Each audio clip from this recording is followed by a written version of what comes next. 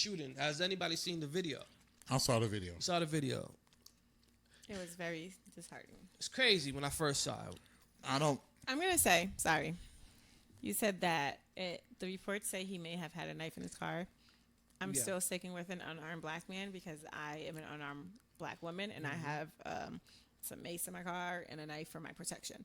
So you may find it after you shoot me in the back 7 times. So my that whole doesn't thing mean is, I was planning on using that against my whole thing is he should have got to the car.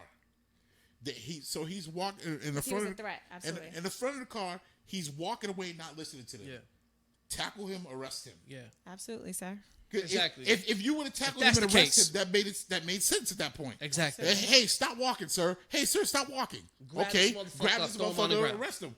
Exactly. Why was he allowed to get to? Because the reason why I say that, because once you get to the car and you start reaching in the car, they have every reason to say you had whatever you have in your car. No, not even say. They don't know what you're reaching in there to get. If I'm sorry, if I'm a police officer and you're reaching into your car and I'm yelling, stop doing that, I'm thinking you're getting something to shoot me. Mm-hmm. That's what I'm thinking. Mm-hmm. So I'm gonna shoot.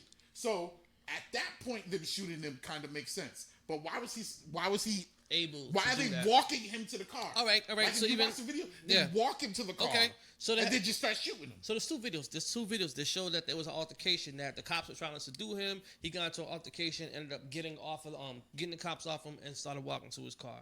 Now, also, some reports say he did have a knife. Whatever they said they recovered a knife, driver's side, floorboard. Even if like he has a knife, he's no My threat thing to is like men this. with My guns. thing is like this. Two things. From I look at that video, two things come into mind. Either he was walking away to put the knife away because he had a knife. He was like, hold on, let me put this away. Or he was basically like, yo, I'm just fucking leaving. Because the reports say that he was driving. He saw two people fighting that he knew. He stopped. He had his kids in the car also, by the way, that he stopped. He got out the car and broke up the fight. Whatever. Broke up the fight. After he broke up the fight, cops were called. The cops immediately went to him. As the whatever, and then the video is us seeing him saying, "Man, fuck y'all, I'm out of here." Yeah, basically, right. And my thing is, a lot of people say, "Hey, you know what I'm saying? Yo, stop resisting." I understand where that. I'm saying a lot of that shit could get confused and everything like that. Cops roll up on you, right? Talking about, hey, your ID, everything like that. I'm saying, whatever.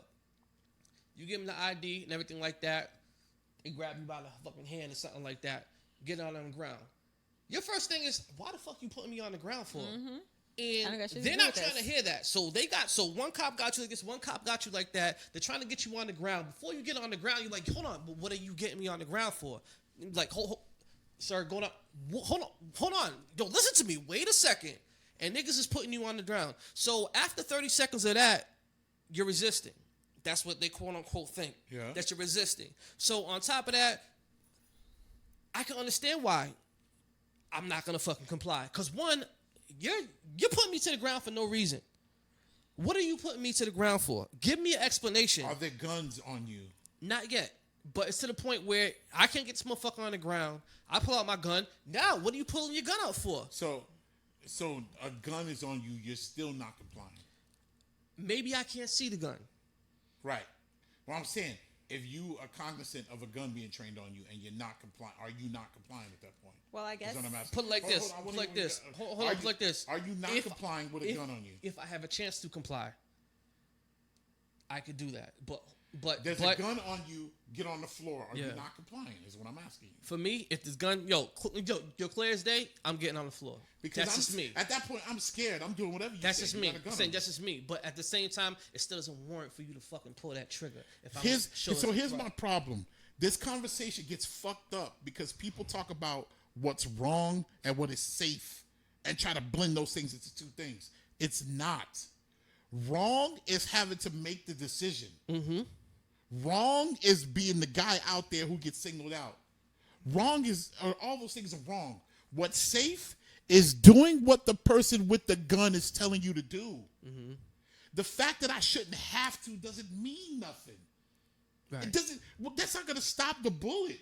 If a man points a gun at me and tells me to do something, I'm doing it. Doesn't matter if that man has a badge, if that man has a do-rag. If a man with a gun tells you to do something, do it. So if a man with a gun tells you to suck his dick, are you sucking his dick?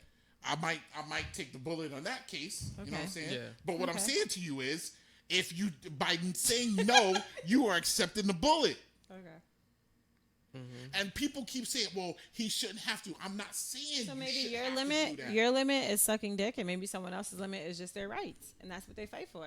And some people die for that shit, and that's just what happens. And that happens for other people. Okay, you just jumped off a cliff when you made your point. No, but I had to make it though. Like, but like we lost Martin, we lost Malcolm, we lost people along the way based off their rights. Some people say, you know what, I'm gonna die for my rights. Yes, and then other people say, fuck my rights, I want to live another day. Exactly. But someone else may say no because this is not okay, and my kids should be able to walk down this fucking street without being shot because they have a hoodie and some fucking Skittles in their hand. You're going on your rant right now about how bad it is to shoot people. Whenever I say this, people think that I'm saying it's okay. No, I'm not saying that. No, I get what you're saying, but I just want people to understand that there's two extremes. Yes, it is wrong. It is wrong. Your extreme is I'm going to do what I have to do to make sure I get home safe, and that's perfectly fine. And that's your perspective, and that's what a lot of dads teach their sons. Like, listen, comply and come home. I'll deal with that shit after. Do what the fuck they say and get home to me. I will deal with whatever happens to you, right or wrong,